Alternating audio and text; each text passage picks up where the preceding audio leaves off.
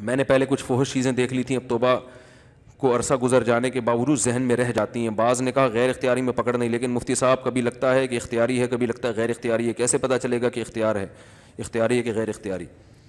بعض نے کہا توجہ نہ دو، لیکن توجہ دینے سے توبہ کی توفیق ملتی ہے، وہ بھی سلب ہو جائے گی. اگر توجہ نہ دوں تو گناہ ہی نہ سمجھوں گا. جب انسان کوئی گناہ کر کے توبہ بھی کر لیتا ہے نا، تو اس کا ایک نقصان یہ ہوتا ہے اس کے خیالات ستاتے رہتے ہیں. یہ بھی گناہ کا ایک دنیاوی نقصان ہے.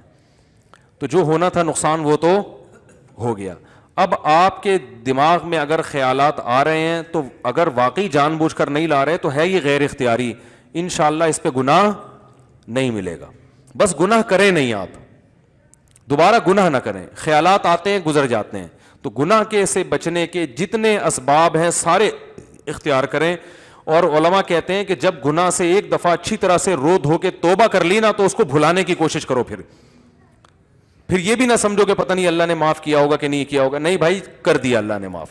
کیونکہ اگر یہ کنفیوژن ہوتی ہے نا کہ پتہ نہیں اللہ نے معاف کیا ہوگا کہ نہیں، تو پھر اللہ سے جو تعلق بندے کا بننا چاہیے وہ تعلق بنتا نہیں ہے، تو یہ نقصان ہوتا ہے. تو اس کو بھول جائے بس انسان، تذکرہ بھی نہ کرے. ایک انگریز مسلمان ہوا، ہمارے ہاں مدرسے میں آیا تھا، اتنی بڑی داڑھی ماشاءاللہ اس کی، برطانیہ کا تھا. تو ویسے ہی ہمیں شوق ہوتا ہے انسان کو آپ کا ماضی کیسا تھا، کہ اس نے کہا میں سب بھلا چکا ہوں. حتیٰ کہ اپنا نام بھی نہیں بتایا اس نے کہ میں جب کرسچن تھا میرا نام کیا تھا.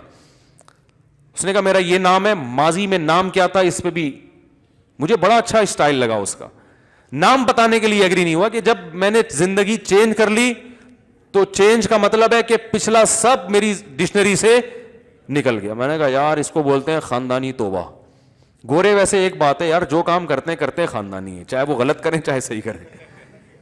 جاپانیوں میں بھی یہ بات ہے، یہ ان کی ایک کوالٹی ہے جو ماننی پڑے گی. جو کام کرتے کیسے ہیں؟ خاندانی.